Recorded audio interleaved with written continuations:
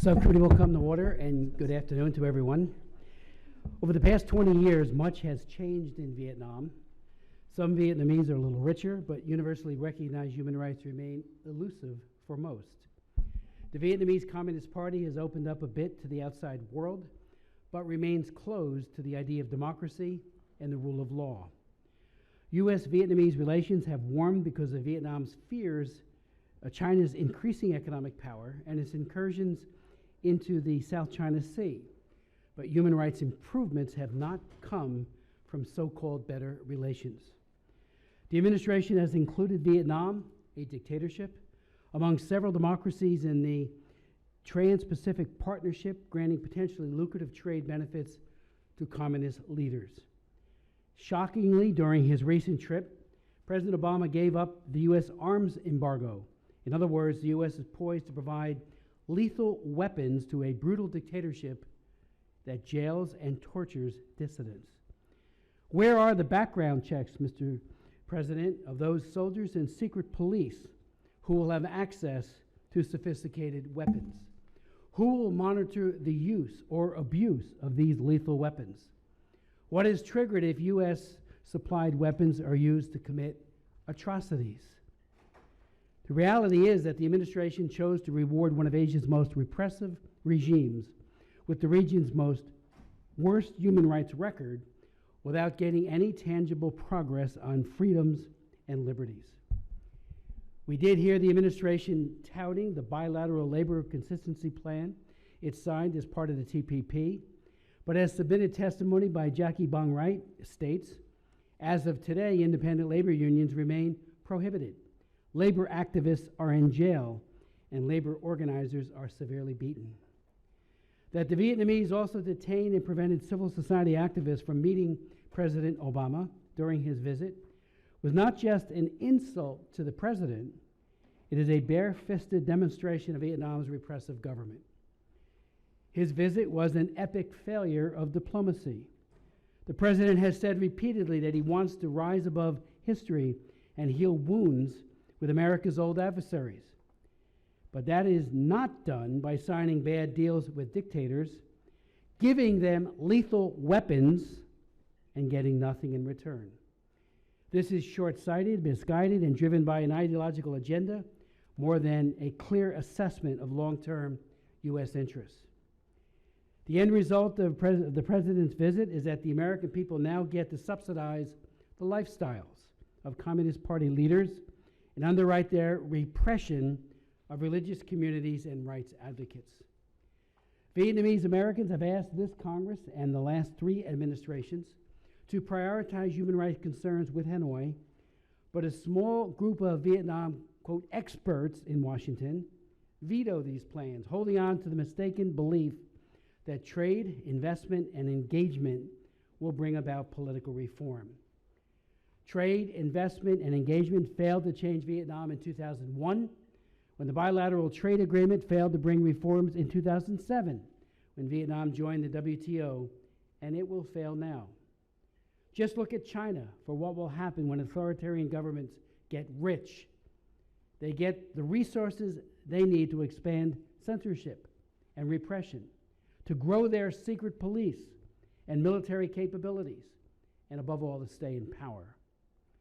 The president said famously in his inaugural address that if authoritarian countries would unclench their fist, the U.S. would extend an open hand.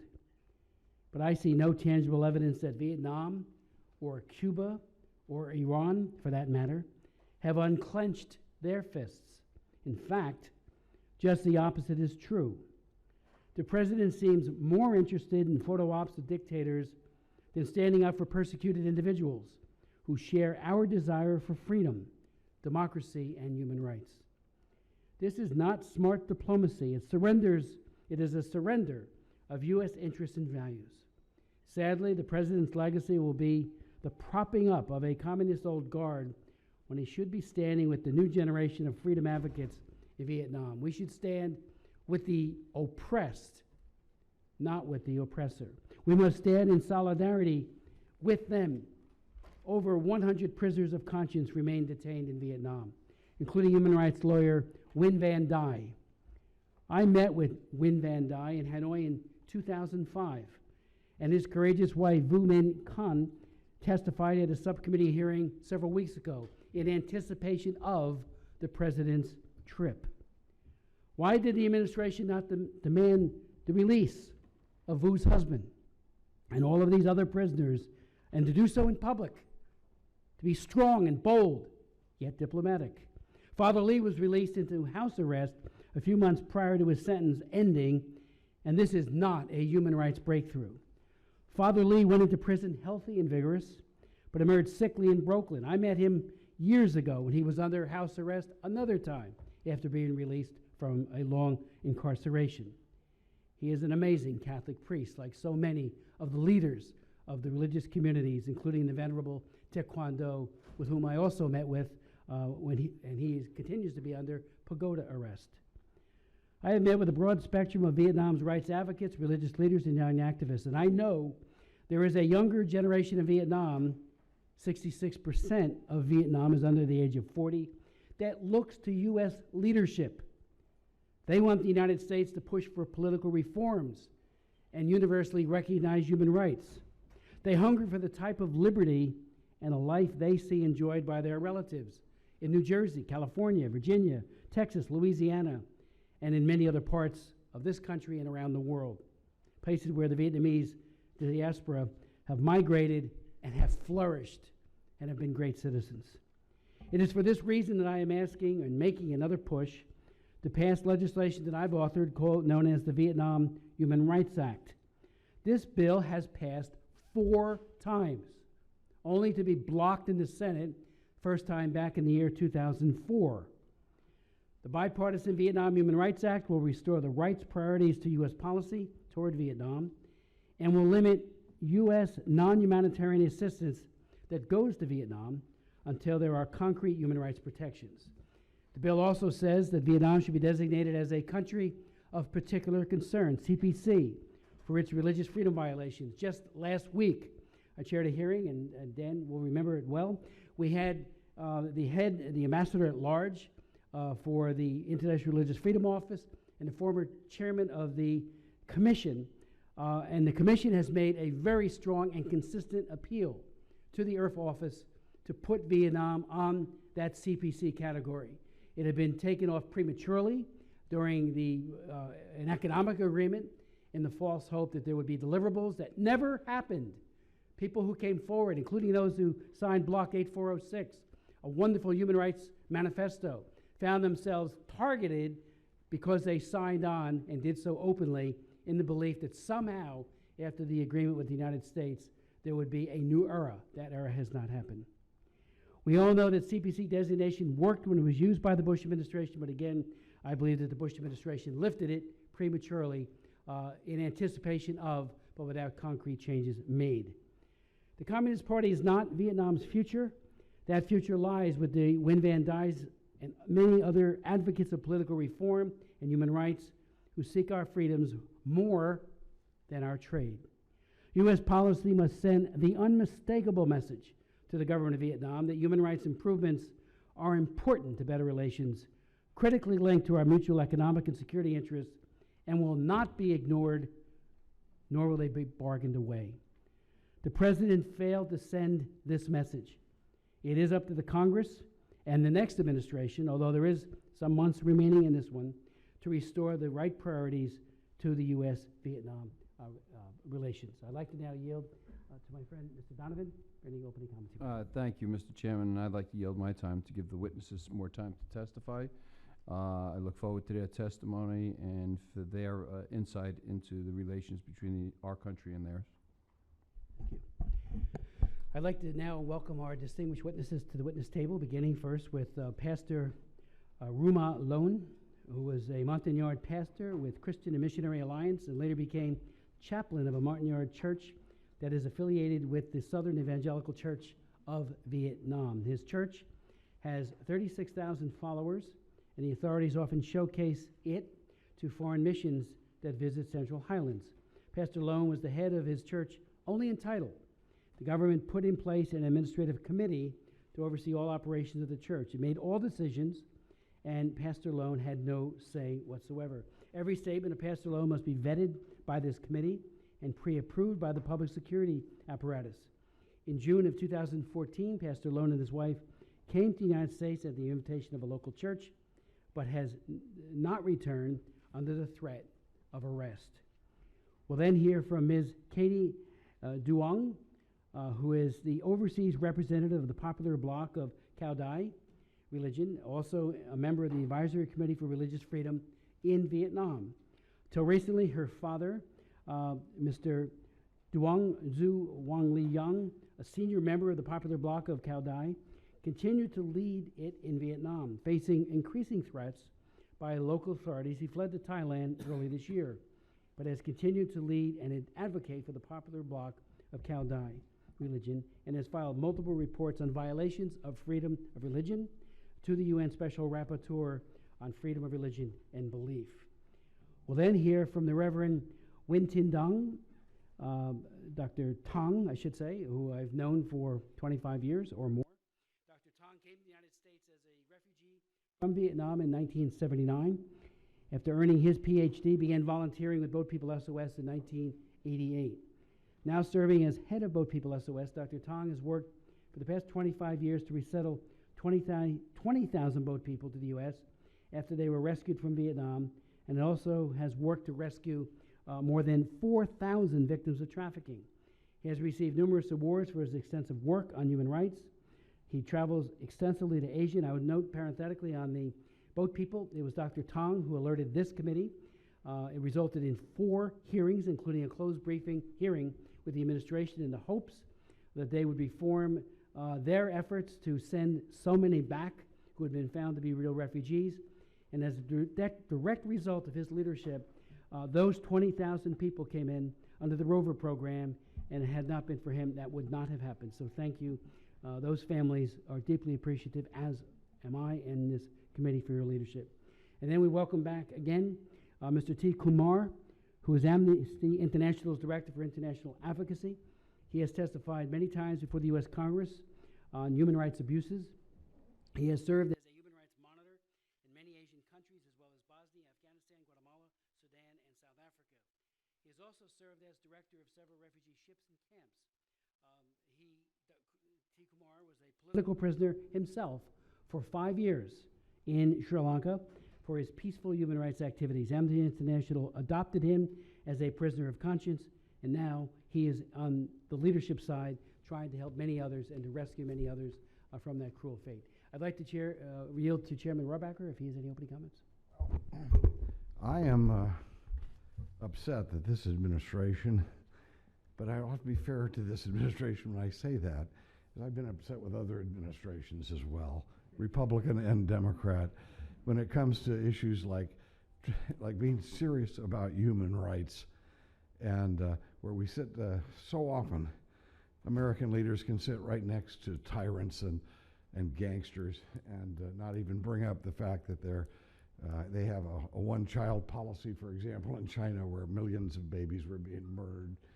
And in the case of Vietnam, you know, when we have a president who can go to Vietnam but can't go see General Sisi in Egypt, that tells us something.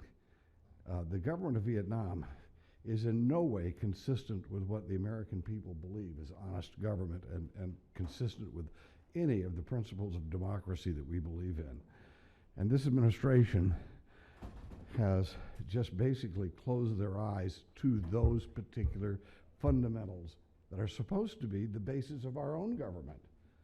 Well, if we don't believe in it, if we don't believe in it enough to bring this up and make that a major issue of contention between our governments, what does that say about our own beliefs in our own system here?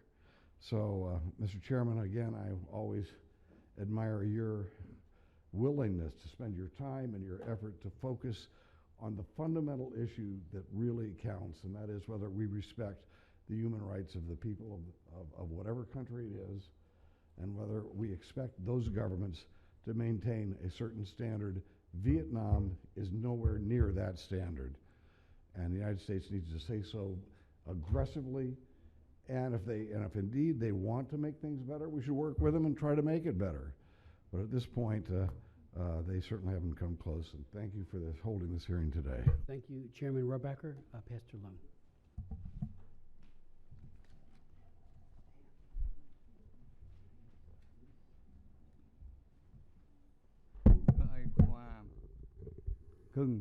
Christopher Smith. The Honorable Christopher Smith, distinguished member of Congress.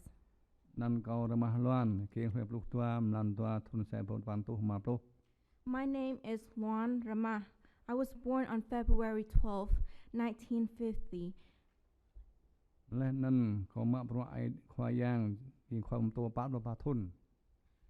I have been a pastor for 44 years under the Southern Evangelist Church of Vietnam.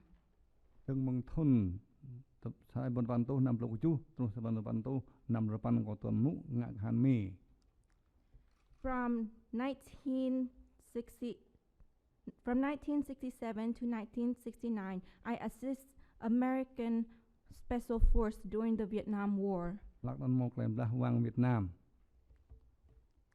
During the Vietnam War.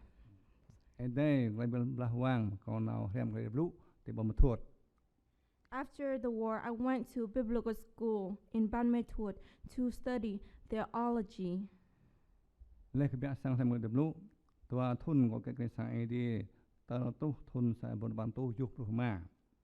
I worked as a pastor and resident for 2 years until I was detained by the Communist force in 1975.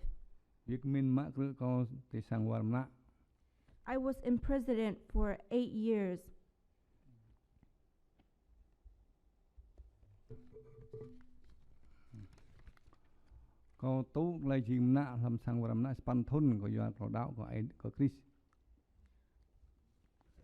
I was in jail for 8 years because of my Christian belief and support the United States Armed Force.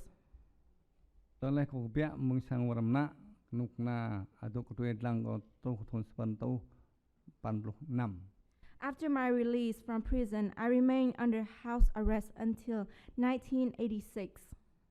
In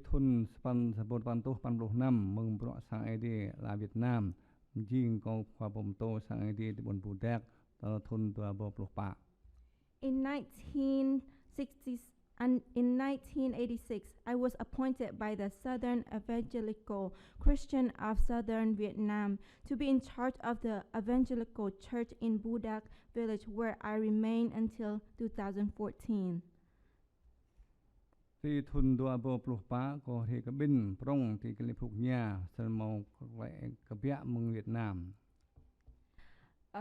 In 2014, I came to United States for church-related business.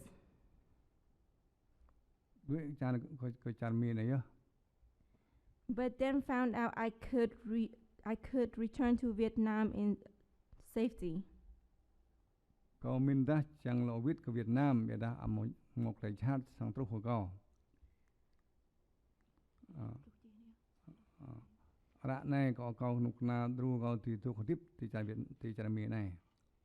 Now I'm asking that this great nation to grant me asylum, because if I return to Vietnam,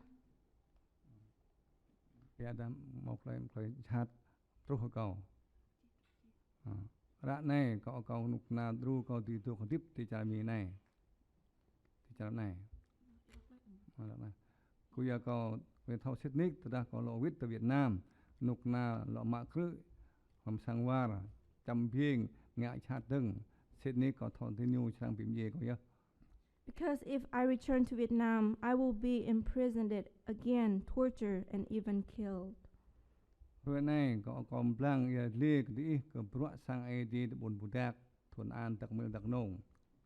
Today, I would like to tell you about my church in Budak, Thuận An, Dak Mil, Dak Nông province.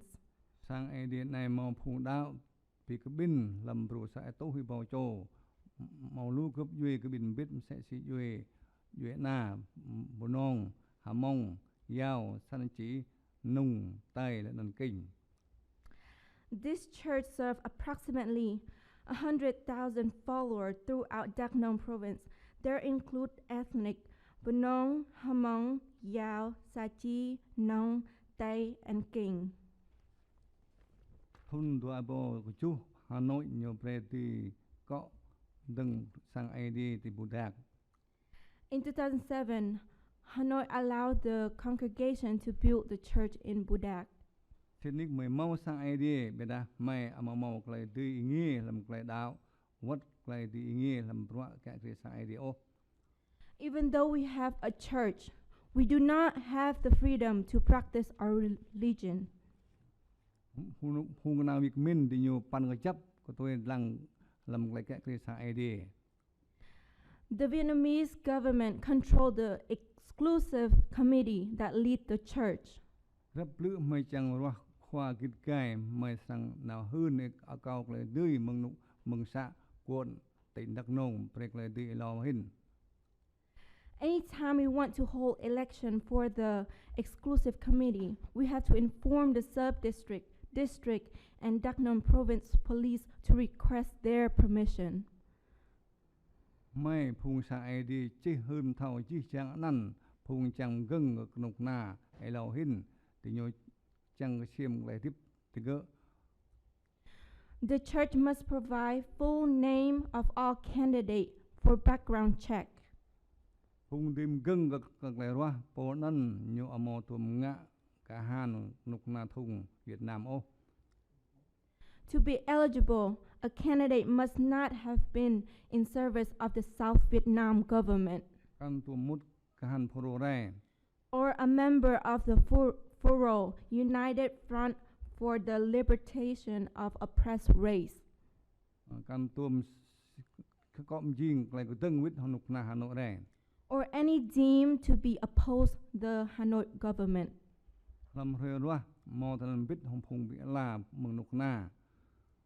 On election date, the government authority presides over the election process.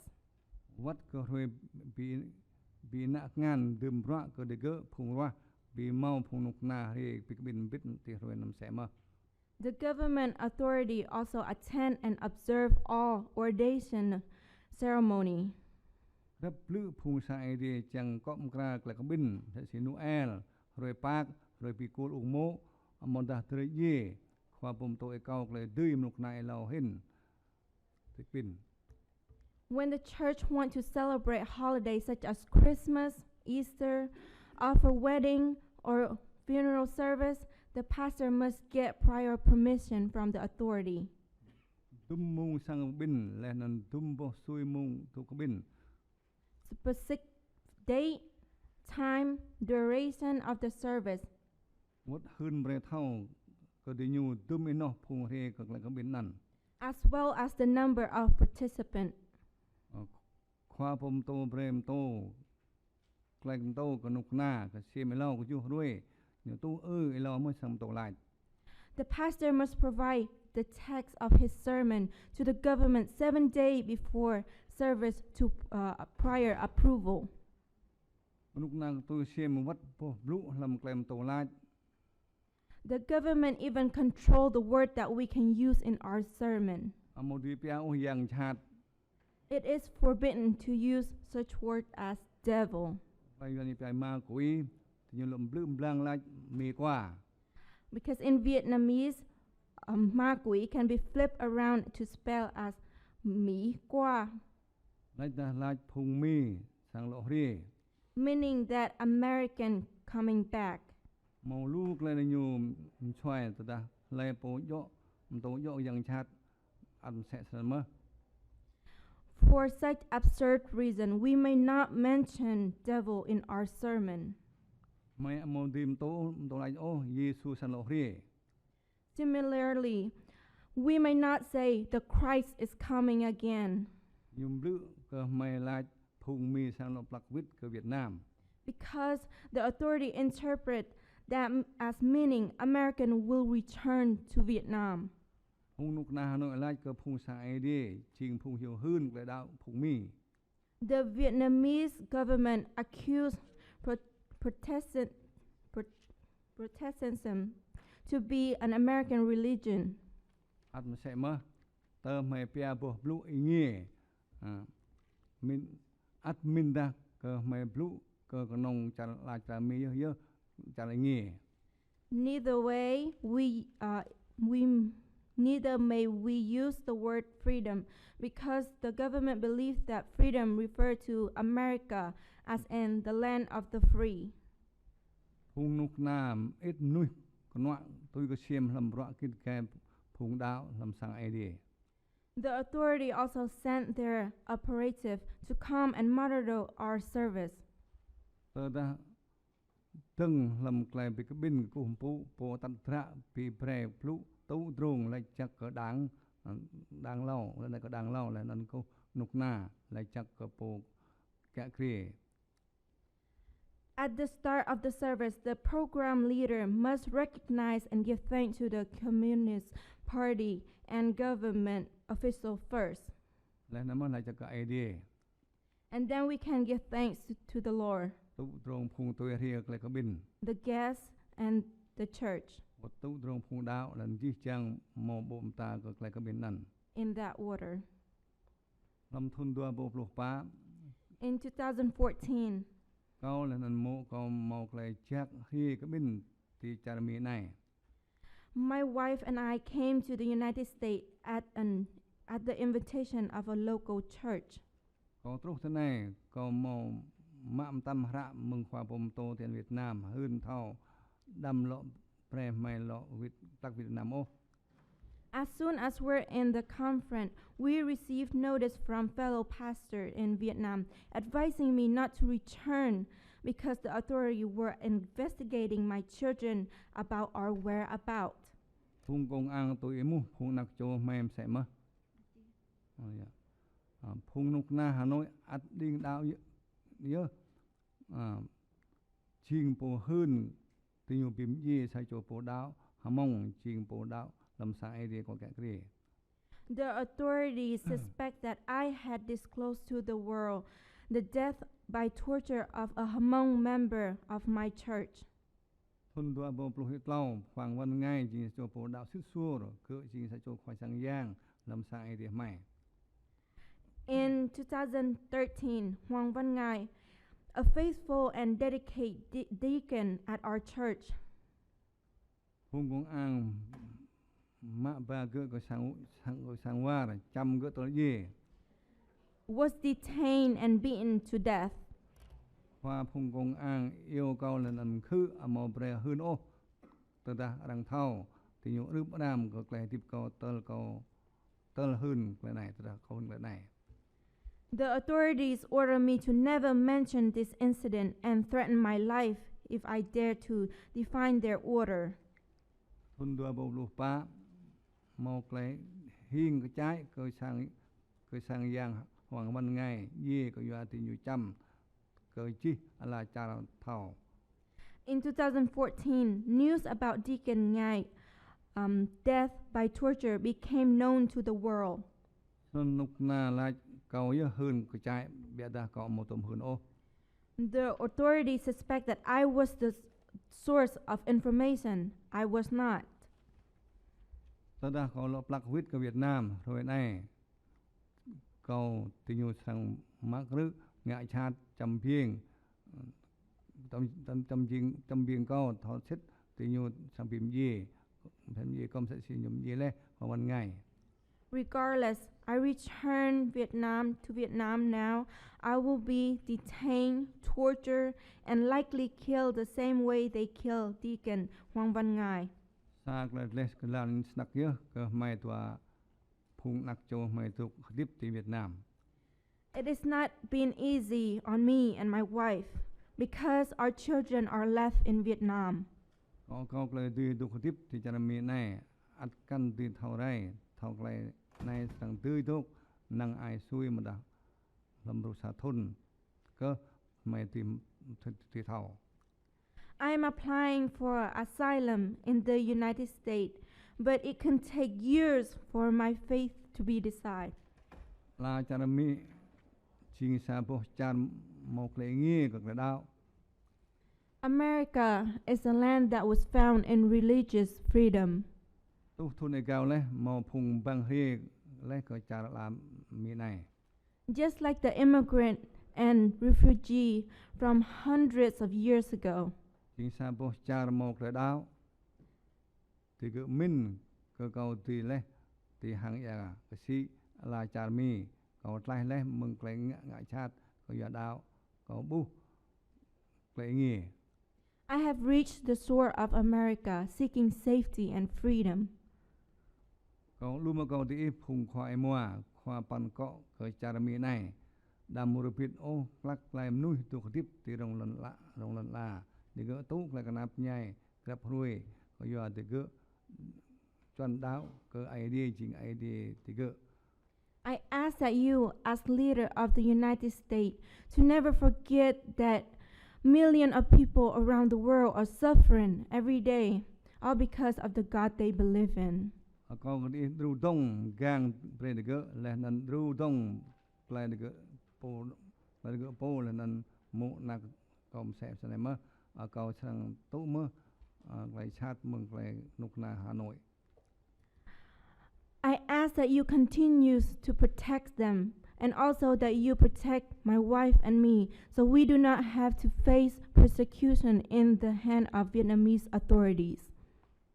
Mình đạo khả năng sẽ mơ cơ khoa Michelle Obama tấu hồng chi chàng khoa kịch kẻ clum bộ cha là tì rong lần là này bí mô anh lan hạt rạ và cái nghĩa là Việt Nam chắc ác ở Việt Nam. We believe President Obama and leader of the free world must have a roadmap for peace, freedom, and democracy for Vietnam. Bre đam bre ô phùng đạo đoa cái nông lẽ roh tự dọa suy thôn đây bre chi chang dru sa sap u krao sa ai đi sa bro harun ngã rầm vít tờ ba cái nghe đã bên đang cơ là đạo tại Việt Nam. We must stand with one voice, one heart, and one task, working together to defend the right to religious freedom for Montagnard evangelical Christian and all Vietnamese citizens in Vietnam. Bre chi chang sa ai min gang bre ta cái đạo từ bị cái bên nghe bộ nick phùng đặc chữ sang đạo của Christ tu hồng chi chang phùng đạo từ cái hadith từ lần là cha Việt Nam.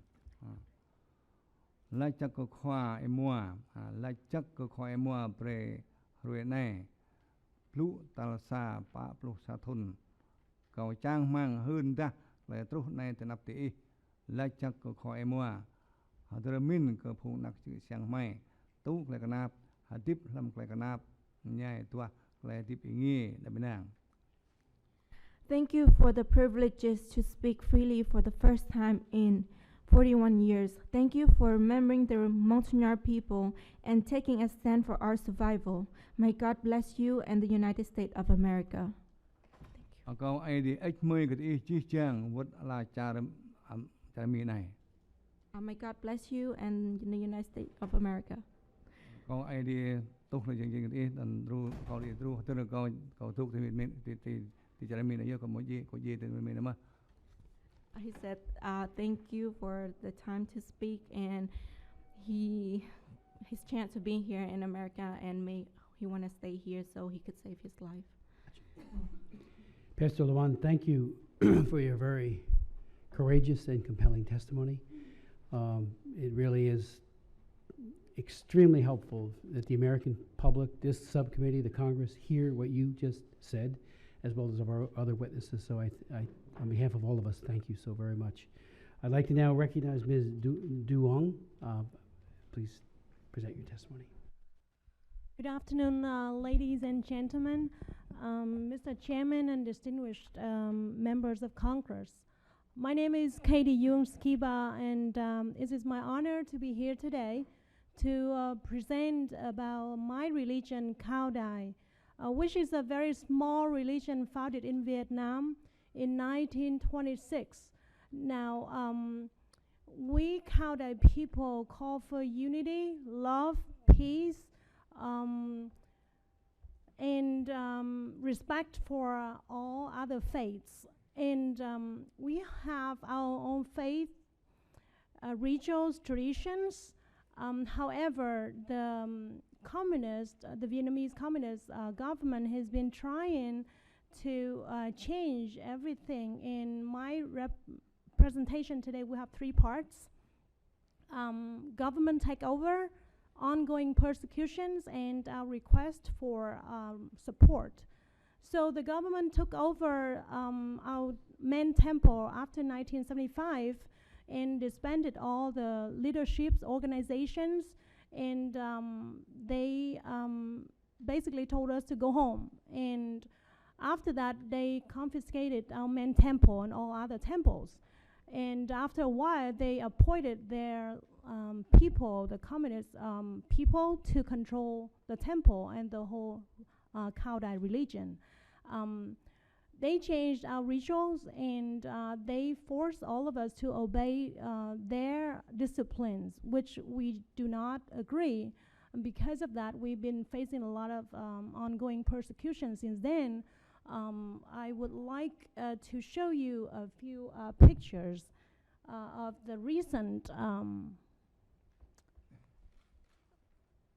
So since 1975, we've been facing, government takeover, and we've been trying so hard to get together and tell the government that we need religious freedom, give us a right, give us back the temple.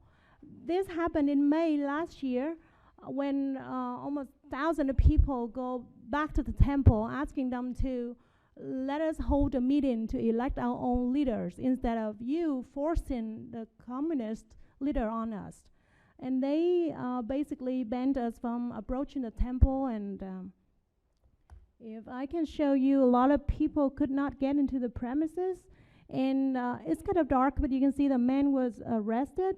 And these women was, have paint on their ao dai, which is a traditional dress that the Cao Dai people wear.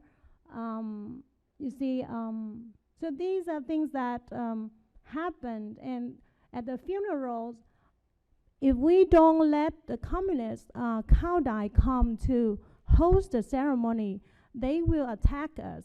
And you will see that this is the funerals or ceremonies that we have, and we got destroyed basically. And this is the Divine Eye installation, which is a very important ceremony that people have religion have to install that at their house. And you see the first picture, there's a picture of the Divine Eye. But the second picture, the Divine Eye portrait, was taken away by those people. That is a very insulting action, and they basically came in, and we closed the door, and they tried to get in.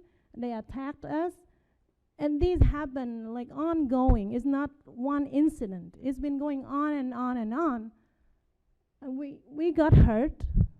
People got imprisoned. And vandalism, and people got arrested in the van truck. You see that? And the last picture on the bottom right corner, people was arrested to the government offices just because we practicing our religion. And these are documents showing that these people could not get out of the country because they tried to go to Thailand to attend their Asian religious freedom forum. So we have all different kind of persecutions and ongoing violations for religious freedom. A personal example will be my family and my father. He was arrested and put into jail when I was 15. My younger sister was only 10. My mother has to take care of the whole family of 4 children by herself. And with a lot of difficulty financially caused by the government. And then after getting out of the prison, my father continued to fight for religious freedom since then. And they continued to harass him. In 2008, they tried to arrest him again and put him in jail. But luckily, he was not at home. And they have been trying to arrest him since then. And recently, they've been given threat again. So my father has to, get out of the country. And as a U.S. citizen, I have sponsored my father and my mother to come with me to the United States. My mom could come with me, but my father, unfortunately, the Vietnamese government would refuse to give him a passport or any documentation to go through the visa process. My last section will be our request for support. If possible, we would love to remain our independence from the government control. We don't want any interference from the government, and we want to reserve our culture, the unique way that we practice our religions. And in order to do so, we have to have freedom of movement, freedom of assembly, association, freedom of speech, information. We want to the Vietnamese government to respect the human rights, especially religious freedom rights, that they have signed, for the universal with the United Nations, and with the growing development, bilateral development connection between the U.S. Government and the Vietnamese government. The U.S. government has a solid, ground to demand the Vietnamese government to respect that. And that is a value that the U.S. Been living on, so we look forward to that. And I appreciate your time, I appreciate your concern, and we Khao Dai people really need and appreciate it. Thank you. Ms. Duong, thank you very much for your testimony, for detailing in your written submission 7 specific instances, which gives greater detail as to the pervasiveness of and these were instances in 2015, which of course continue to today. And without objection, your full statement and that of all of our distinguished witnesses will be made a part of the record, but thank you for your witness. Thank you, Mr. Chairman. Dr. Tang. Mr. Chairman and distinguished members of the committee, thank you for holding this hearing at this very critical time about missed opportunity to advance freedoms for 93 million Vietnamese people. As the previous speakers have said very well, the situation of religions in Vietnam remains very dire and deplorable. President Obama could have used his recent state visit to Vietnam to at least try to curb the backsliding in human rights in that country. He could have insisted that Vietnam release a significant number of prisoners of conscience before announcing the lifting of the arms embargo. That didn't happen. He could have challenged the leadership of Vietnam to answer to the people's demand for transparency in the case of 80 million tons of dead fish, as a gesture showing commitment to the environmental protection, which, by the way, is a requirement under the Trans-Pacific Partnership, or TPP. And he didn't speak out on that issue either.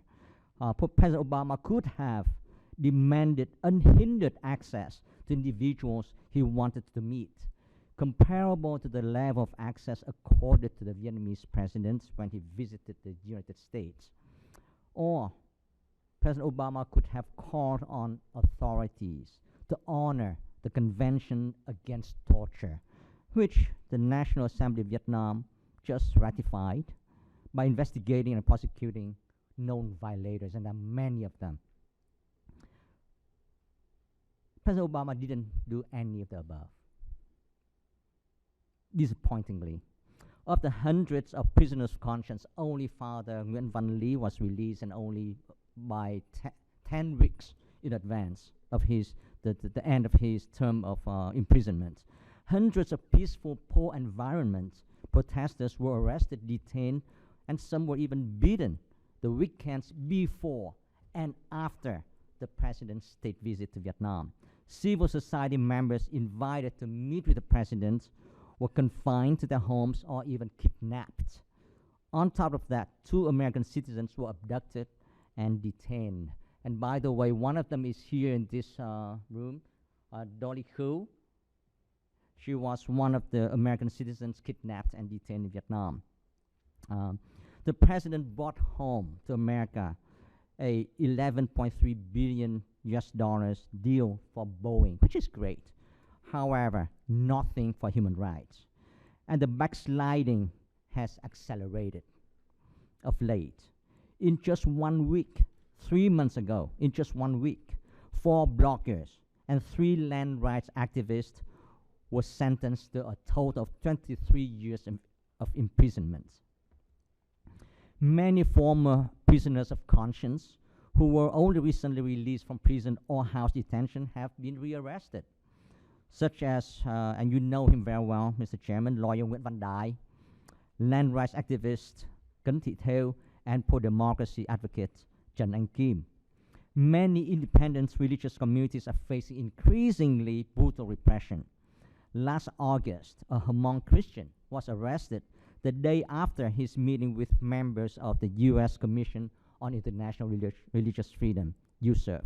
He was brutally tortured for 2 days and had to be hospitalized because he had met with the U.S. delegation. And in January of this year, a Montagnard pastor died from injuries caused by torture by the police. A fellow Montagnard pastor reported this death at a meeting with Ambassador David Saperstein last March. He himself was arrested and interrogated for 2 days. His interrogators threatened him with disappearance and harm to his wife and children if he did not stop reporting violations and did not renounce his faith. Mrs. Trần Thị Hồng, the wife of imprisoned Lutheran pastor Nguyễn Công Chính and a human rights defender herself, was also arrested after her meeting with Ambassador Saperstein. She was subjected to repeated beatings and torture. Her daily working session with the police was suspended just before the arrival of President Obama to Vietnam, but resumed immediately after his departure. I'm glad to say that now it has stopped, thanks to the very strong intervention from Ambassador Saperstein himself. And let me show the picture of Mrs. Hồng here. This is Pastor Nguyễn Công Chính. He himself got brutalized several years ago before his imprisonment. And Mrs. Hồng, after the torture session, she was dumped in front of her house. She couldn't walk at all. He couldn't stand up. The neighbors passing by found her on the street, dragged her home. And this is her, Mrs. Hồng, and the injuries to her knees and legs and feet and head. And this is another incident of torture, and you can see bruises and red marks on her face. And this is how the Vietnamese government treated people who had met with US delegations. And I believe that is an affront to our government. And President Obama didn't raise that issue, didn't condemn the government of Vietnam to have done such things. And in light of all these disturbing trends, somehow our administration still hangs its hope on Vietnam's promise to pass its first law on religion. Its latest draft would only cement the status quo and even make it worse by creating more bureaucratic layers of registration requirements and by completely eliminating the one section that was good on previous draft, that was the section on compliance with international standards. So that section had been removed in the latest draft of that law. Unless fundamentally and drastically modified, having no law at all would be a lesser evil. In early 2007, the Vietnamese government launched a brutal political clampdown against dissidents and religious leaders right after it had gotten all it wanted, namely accession to the WTO, the lifting of the CPC designation, permanent normal trade relation status with the US, and playing host to the APEC summit. The situation now is strikingly and disturbingly similar to then. Vietnam just got the US arms embargo lifted and the TPP signed, and it will host again APEC summit next year. It is therefore critical that Congress now acts so as to avert the repeat of the 2007 fiasco by demanding that Vietnam be redesignated a country of particular concern and that violators of religious freedom be placed under US visa ban. by enacting legislations which with stricter monitoring and reporting requirements and more effective sanctions against human rights abusers, by delaying the ratification of TPP to allow for sufficient time to test Vietnam's willingness and resolve to honor labor rights, environmental protection, and freedom of religion, to end torture, and to combat modern-day slavery, by making any future sale of lethal weapons contingent on Vietnam's release of all prisoners of conscience, by giving Vietnam's civil society, and this is very important, recognition and legitimacy through direct dialogue with its representatives or through civil society networks such as Bloc 8406, Vietnamese Independent Civil Society Organizations Network, or VIXON, and Vietnam Multi-Faith Roundtable, which was just recently formed. And finally, by coordinating intervention efforts with parliamentarians of other countries. And there are many of them in Europe as well as in ASEAN, where I would be very much interested in working and collaborating with US Members Congress. With that, I thank you again, Mr. Chairman and Members Congress. Dr. Tang, thank you so very much for your leadership and for your incisive comments today, which is very, very helpful. Thank you. Mr. Kumar. Thank you very much, Chairman. Congressman Rorabaka. It's extremely pleased to be here to testify. And I was thinking this may be the first time I'm testifying after a president visited a country. You know, usually we have hearings before to put pressure, which you held one. But it's one of the rarest occasions that after the visit, we are having a hearing. That says it all about President Obama's human rights commitment and the way they negotiate human rights issues along with other issues. I also want to make sure that my written testimony is part of the record. Without objection, so ordered. Thank you. Amnesty International have been working on human rights in Vietnam and other countries, but in Vietnam for more than 3-4 decades. Things have never improved. Bits and flows, you know, sometimes some presidents, US presidents and others push and open up a little bit. So the situation did not improve even when President Obama was about to visit. There were two things happened before his visit. One is the annual human rights dialogue that took place between Vietnam and US. No improvement at all. This became more of an annual exercise for the sake of having a dialogue. We thought something will happen because President Obama is about to visit. Second, just before President Obama visited, about 2 weeks before, Assistant Secretary Malinowski and from the White House, senior officials were there negotiating, trying to get some results. Nothing except Father Lee, who was just released a couple of weeks before his due date. Then President Obama arrived. The administration, I will say, have misguided us before that. They told us that we asked them specifically whether there are reports that arms embargo will be lifted, and they gave the indication, no, that's not the case. Even though Amnesty International did not take a position, we want to know what's going on because reports are coming. Whether that was an intentional way of silencing us or whatever reason, they very senior officials told us, don't worry, no, we will consult you and all the rest of it.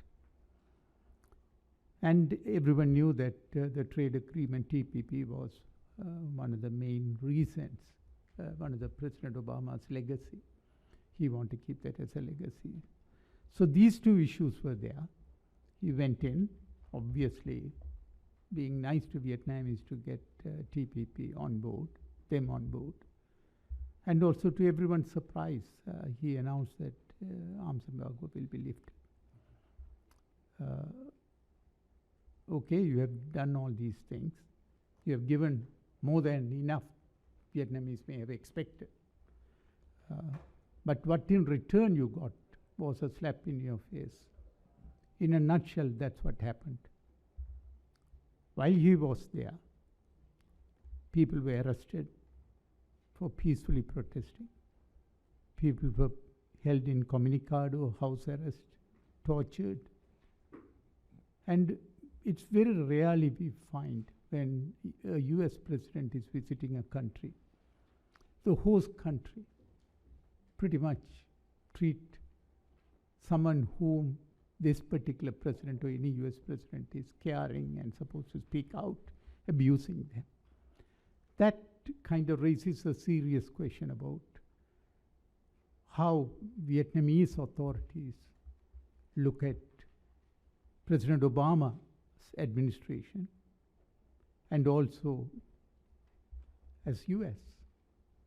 For President Obama, I mentioned earlier, it's a slap in the face. He should have walked out. He should have said, I'm leaving until you stop, release these folks. He didn't do it. He was there enjoying all the parties and whatever he wanted to do, giving all the goodies. So it's disappointing. The big challenge the US government in future will face is President Obama has lowered the bar so low that it will be very difficult for next president, whoever it may be, to raise it. So that's a big challenge that the next administration should focus and to be mindful. Otherwise, it's going to be repeated. It's not only Vietnam, other countries will feel same way. Okay, we can push them and they will bend over backwards if we give trade agreement and whatever the regional stability issues. The issues in Vietnam, everyone has said, so I don't want to repeat, but it's extremely disturbing. Numerous people have been arrested. Prisoners of conscience have been imprisoned, tortured, death in custody.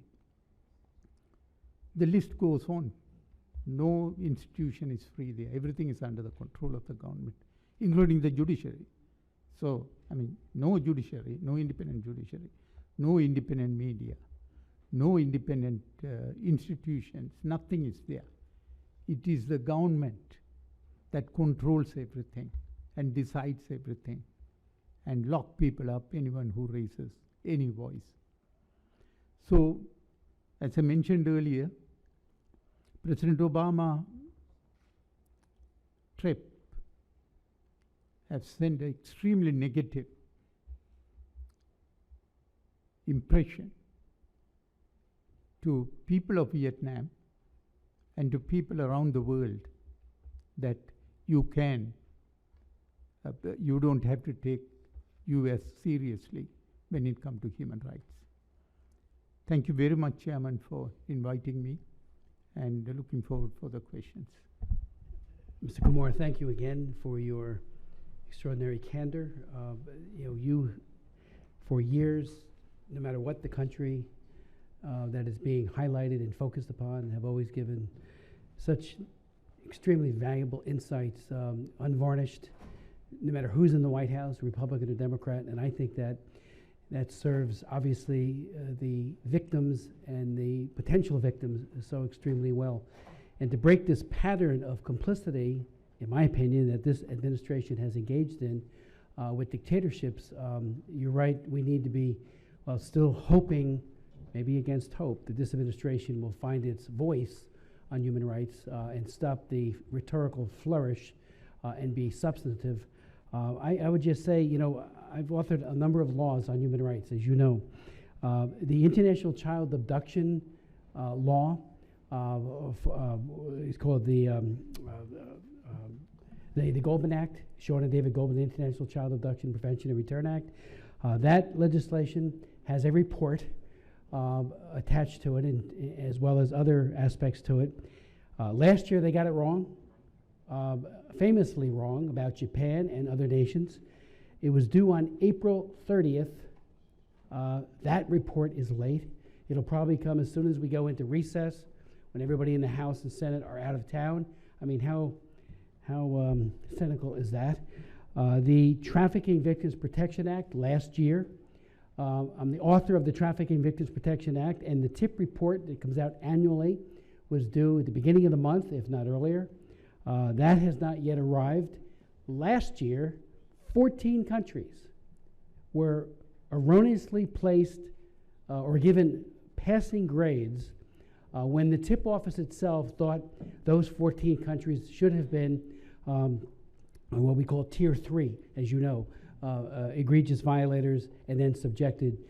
All of those inflated grades, in other words, bending the rules, breaking the rules, I would suggest, for political reasons and not human rights criteria. The Reuters news organization did an incisive series of investigative reports that found that country after country, from Cuba to China to Oman, all these countries that should have gotten horrible grades, got passing grades through this administration, contrary to what their own TIP office had said they should be given because it was done for political reasons. So I find it abhorrent in the extreme that the president would go to Vietnam, and you know, there's an old saying, thanks but no thanks. If I were a dissident in Vietnam, I'd say, no thanks, Mr. President, please don't come, as well as the other phrase, more harm than good. To think, as you pointed out, Dr. Tang, that many people were arrested and harassed before and then during, and I'm sure after as well, means that people have suffered beatings and torture directly attributable to the president's visit.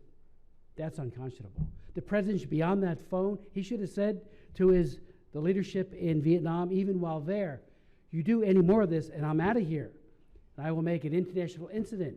I stand with the oppressed, as I said earlier, not with the oppressor, and you need to stop it. I know there are people from the Vietnamese government in this room. I hope they convey that back to Hanoi. I find it appalling. You know, if you were in trouble, we would be fighting for you. And many people who are in government one day find themselves on the wrong side of a dictatorship another, and who do they come to? They often come to the democracies, including and especially the United States. A couple questions. I sensed a failure of the White House press corps and of the press corps generally to really rein in and focus on what was happening to the dissidents. There were a few stories. To me, it should have been the main story, that President goes to Vietnam, dissidents, journalists, bloggers, people fighting for environmental protection are rounded up and tortured. That should have been the story, and yet it seems not to have been. Rabbi Saperstein testified last week before our subcommittee, and you know, I have a great deal of respect for him as the ambassador at large. But to think that he would meet with Mrs. Hung and she be beaten as well as others when he meets with them, I mean, that should have been the absolute red line that once crossed, all bets are off. There should be a rescission of the lifting of the arms embargo. The president could do that today. There's nothing precluding him from today saying that arms embargo lifting is not going to happen. I'm reversing myself because of the egregious human rights abuses being committed. So if you could maybe touch on the press corps side of it, what we ought to be doing further. You know, we want to get the Religious Freedom Act out of the Senate. The Frank Wolf International Religious Freedom Act, which had 118 co-sponsors, including my good friend and colleague, Chairman Rohrbacher, passed overwhelmingly. It's sitting in the Senate. My hope is they take it up soon. The Human Rights of Vietnam Act, we're hoping our committee will take it up. I'm talking about full Foreign Affairs Committee. Remember, it passed 4 times. Even if it dies again in the Senate, we'll be back again next year. You know, we have to be as tenacious as the people who are suffering, giving of their blood and of their freedom. We could do no less. So we need to get that enacted as well as others. Ms. Duong, you talked about how they're using visas, denying the ability to travel. Under the International Religious Freedom Act, and Vietnam should be yesterday, but certainly today, designated as CPC, and I did press Rabbi Saperstein on that, the ambassador at large last week, there's provisions in there to deny visas to those who commit crimes against religious believers. And they're done targeted in a calibrated way. Unfortunately, even under the Bush administration, it was 1, and that was against Modi, now the head of state for India. that tool needs to be used much more aggressively, and it seems to me Vietnam should get that CPC designation, and the visa ban needs to be imposed on people who hurt Cao Dai or Christians or anyone else. So on those few questions, and I yield to my friend Mr. Rohrbacher. Well, thank you very much, Mr. Chairman. And I want to make sure is it Lone? Is it Dr. Lone? Lon. Okay. Okay. You know, I've got Rohrbacher's my name. Everybody mispronounces it, so I sort of feel like got a little leeway here. You were ministering to the Montagnard people.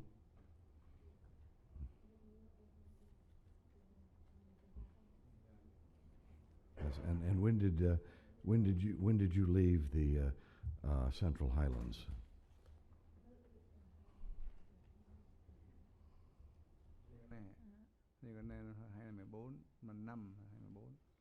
May 2014. Oh, all right. Yeah, I spent some time there in 1967, and in Pleiku, and or near Pleiku anyway. The little French fort. They have a little French fort over there. I was operating out of there. The He know what you're talking. okay, I got.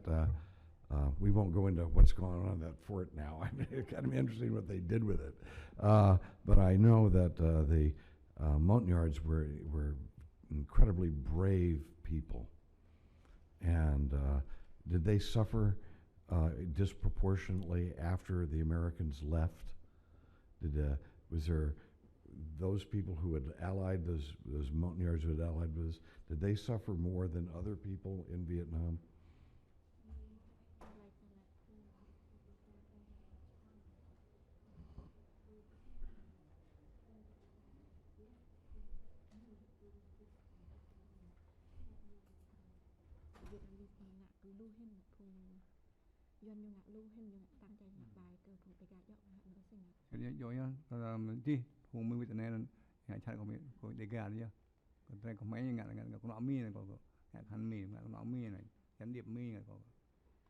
He said that after the American left Vietnam, that's when like they start torturing the Montagnard people, such as the people who joined force with the Americans, force helping American during the Vietnam War. They go like hard on them, make them suffer, or their family, basically. Yes, after the Vietnam War, after the Vietnam left. I've often wondered what had happened to some of the people I knew there, and let me just note that the Vietnamese people sided with us during the Cold War, and we walked away, and they suffered because of it. However, we can make up for that, Mr. Chairman, by trying to be a strong voice now in trying to evolve communism out of that repressive systems.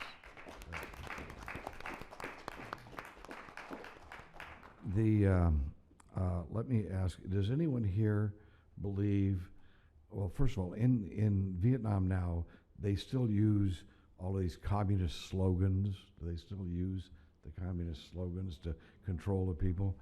Does anyone here believe that they really believe in Marxism, Leninism, that the people running the government actually believe in Marxist, Leninist principles, which is the basis of communism? Or my theory is they don't believe in this at all. They're just a bunch of thugs and gangsters, and they could care less about trying to create this new man that doesn't have any, this communist gobbledygook that sort of threatened the world for a long time. In fact, so they don't believe in it. Here they claim that he's using communist, all these slogans, yet they're, Mr. Chairman, they're partnering with American businessmen in order to exploit their own people.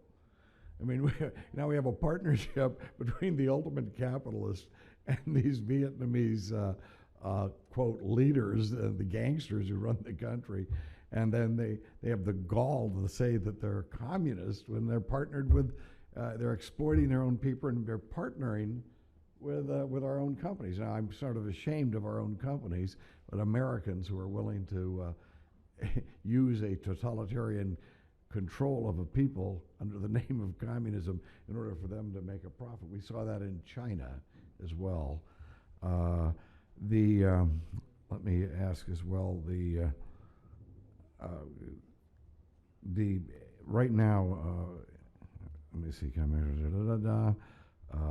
oh yeah, I was very interested in what you were saying about the sermons that the communists actually come in and tell you have to get approval of your sermon before you're able to give it. I think that is so alien to Americans, they could not imagine that is happening in any country. Why would anybody how could anybody even imagine that? And Mr. Chairman, I remember Ronald Reagan stated very clearly, said that one of the biggest problems is that for Americans who take freedom for granted, because freedom is invisible.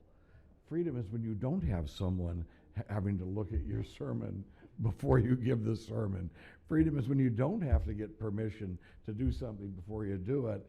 And in dictatorships, like in Vietnam, that repression is there, and the people see it every day, but Americans don't even know what to look for.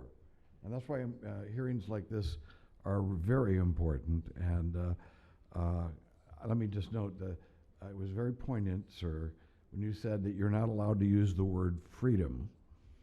And let me note, I'm sorry for being political here, but we have a president of the United States who's unable to use the word radical Islamic terrorist. And,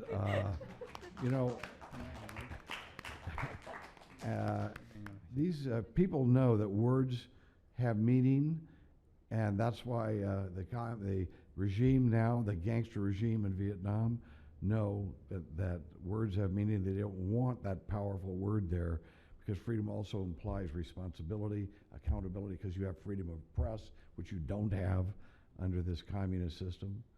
And so these things all tie together. Let us hope that we are a shining light to the world, especially a beacon of hope to people who sided with us when they thought they were going to help us.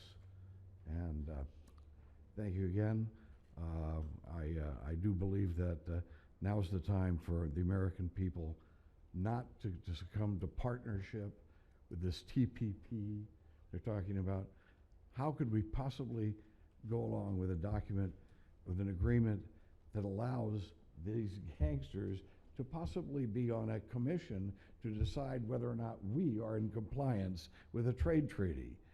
I mean, this is it is a total elimination of standards and values for consideration, and we should be instead fighting to make sure there are higher standards than just having our businessmen go over there and make a profit from basically labor that's not permitted to organize, and from Vietnamese people who are being suppressed, and their standard of living is so much lower than elsewhere. So thank you all very much for testifying today. Thank you, Mr. Chairman, for sharing this. Thank you, Chairman Rothberger. I did ask a few earlier questions. If you could come back to those and maybe add answers to, and this one would be to Mr. Kumar. The UN Special Rapporteur for the Freedom of Religion, Bielefeld, has said that, regarding Vietnam, that the rights of freedom of religion or belief of such communities are grossly violated. We're talking about independent religious belief communities in the face of constant surveillance, intimidation, harassment, and persecution.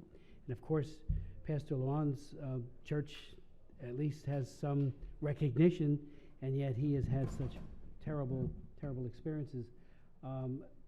What possibly might the Special Rapporteur do?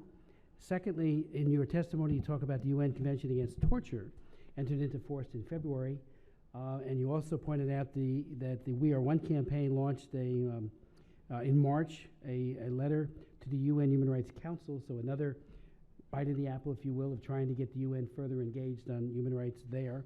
And there were many signers, 27 local civil society organizations and 122 organizations. Is that having any, bearing any fruit at the UN in terms of their reaction to these terrible abuses? I mean, at the UN, depending on that, the Human Rights Council, it's the member states that are there. It's having some impact, especially when special rapporteurs give their reports. So it takes some time, but there is some movement in that direction. And also, so the same point, US is not a member at this moment for the last 1 year. It's running to be elected. So in November, we will know the results, but more than likely US will get elected. So once it get elected, we want US to take a leadership on religious freedom issues in some countries, especially Vietnam.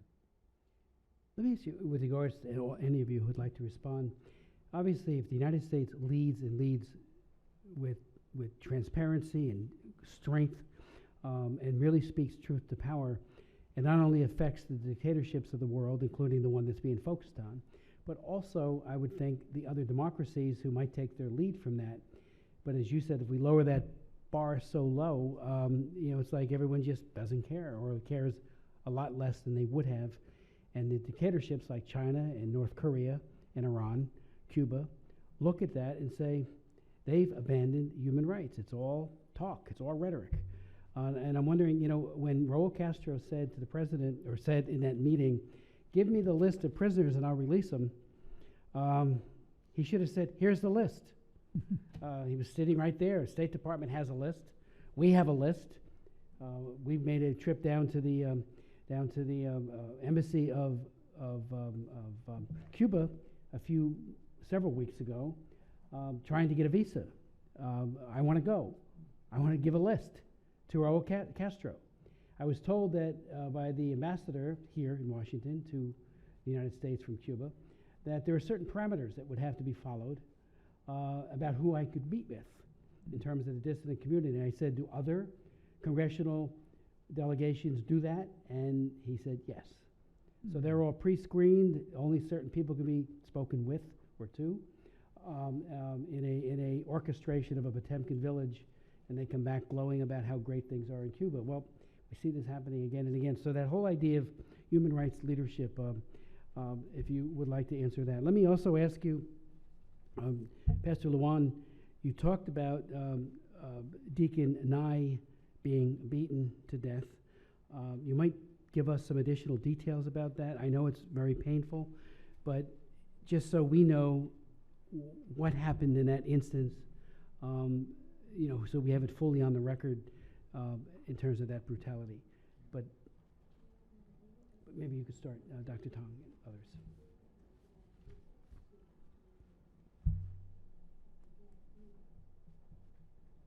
Nên hoàng văn ngay nên thì mãi thì cứ ngã ma rồi ngã khoa sang ngã bảo ID mà làm sao ID nên mạng thì ma nhưng mà ngã đồng trăm đồng và cứ thì làm nên mạng trăm gì đồng gì hết.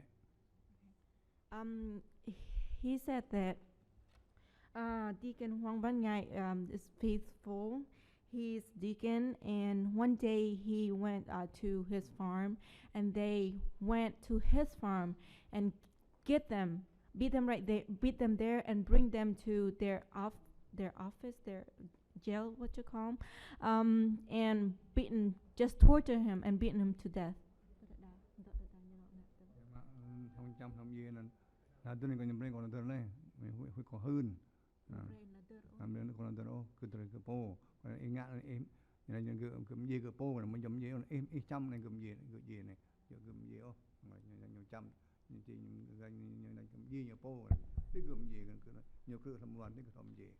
So he said that after that, the authority did not let anybody know, see the body of the deacon, and said that he died not because of torture, but because he wanna kill himself. That Deacon Ngai wanted to kill himself and did something to himself. That's why he died. It's not them. And they told him not to say a word about it and threaten his life if he did say something that against them, that testified that they was the one that beaten Deacon Ngai to death and torture him. Yes, Dr. Mr. Tang. Chairman, I'm very knowledgeable about that case. In 2013, Deacon Hoàng Văn Ngai, a Hmong Christian, who relocated from, and whose family relocated from the northern part of Vietnam, the mountainous part of Vietnam, all the way down to the central part of Vietnam, in order to escape persecution in the north. But he didn't fare any better. He and his brother were captured. Actually, the police captured their wives and held them hostage. So Mr. Ngai and the brother had to report themselves to the police in order to set free the wives. And during detention, the police tortured him, forcing him to renounce his faith. And he refused repeatedly. And he got tortured repeatedly until he died. And then a few months later, the entire family, his extended family, wrote a petition to the government requesting investigation into his death. Then his cousin, Hoàng Văn Sung, now in the north, all the way in the north, got arrested by the police, taken into the police for 10 days. After 10 days detention, the police delivered his corpse to his family and told the family that if anyone dares to speak out about his death, this is the fate that you would suffer. And therefore, about 10 families of Mr. Ngai, among his cousins and brothers, had escaped to Thailand. And our team in Thailand helped them. Fortunately, a number of them have only been recognized as refugees. And one thing I can say is that in 2014, it was Boat People SOS, in conjunction with Christian Solidarity Worldwide, CSW, in London. We broke the news about his death and not Pastor Malwan at all. But that pointed to a very disturbing trend here.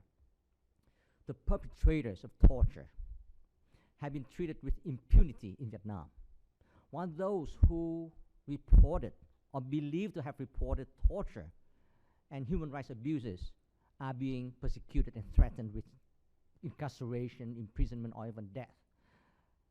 So clearly, Vietnam is not intent on implementing the Convention Against Torture. And that kind of policy will only encourage more violence and more torture. And it's very disappointing that our government hasn't made that very public condemnation against that kind of practice. Can I just ask you with regards to CPC designation? Ambassador Saperstein made very clear, and they've always had this authority, that such a designation can be made at any time. It doesn't have to wait for an annual report.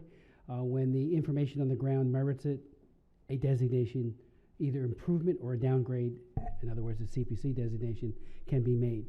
My question would be, in your view, should Vietnam receive such a designation, especially in light of Ambassador Saperstein's visit and Mrs. Hung's brutal beating simply for meeting with the Ambassador at Large for International Religious Freedom?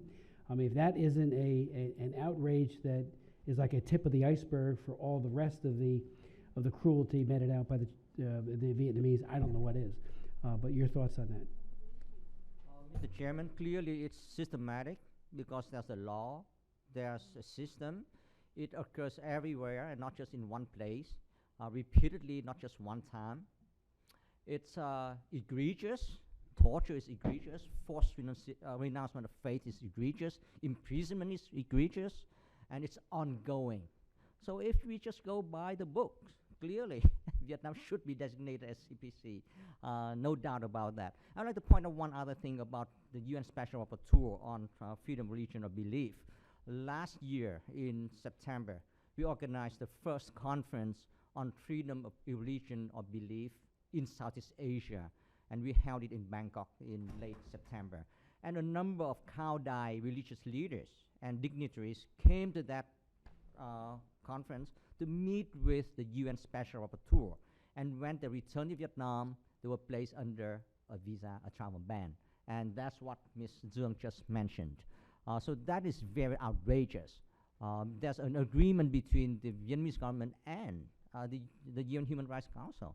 That is, people who talk to, who report, who speak to, or who make report to the UN Special Rapporteur should not be mistreated or punished. Anybody else like to give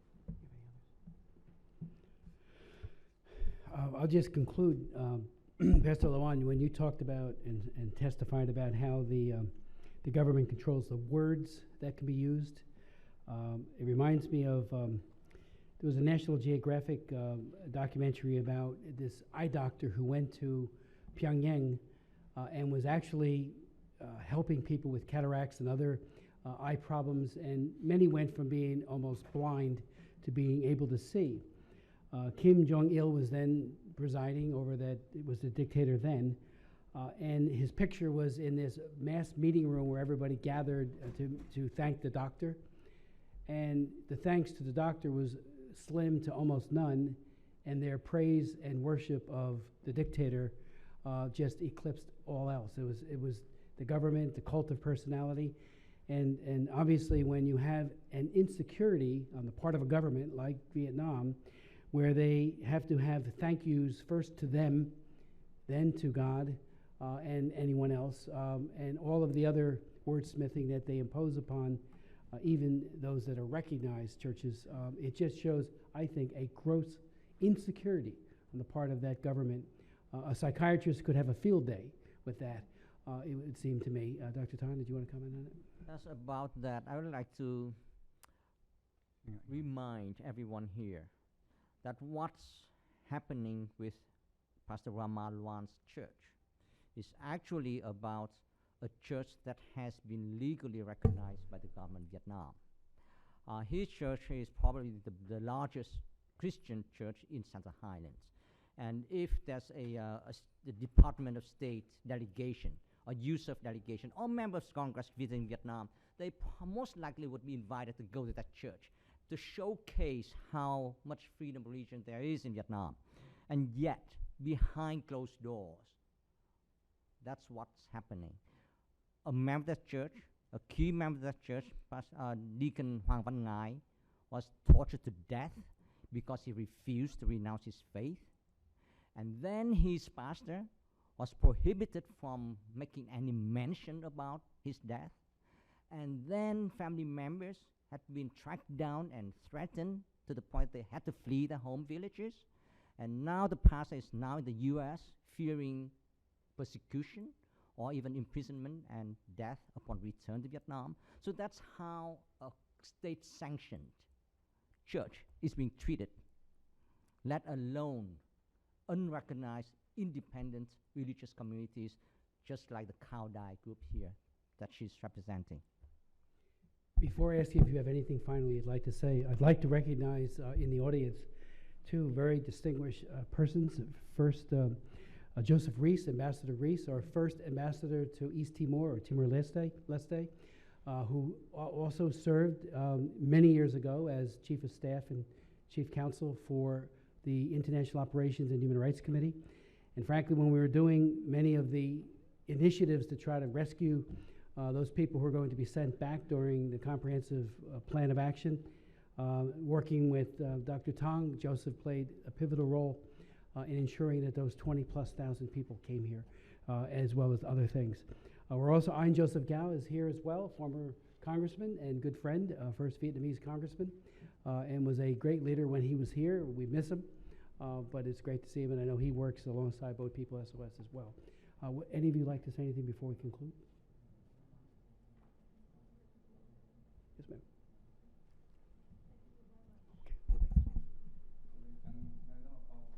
Cái này là có thì cái này nó một tiêu Việt Nam nhầm gì của dân ta có Việt này có chẳng thuộc cái này nhá là một chung ở có thuộc cái này mà gì tiếp tục cái này nhá. He said that he know for sure if he returned back to Vietnam there will be punishment for him, for sure. So he would like to ask for him to stay here. If he live here or die here, he would like to die here if he's gonna die here. Thank you, So Pastor. would you help him with that? And he said, thank you for your time. Thank you. The hearing's adjourned, and I thank you again.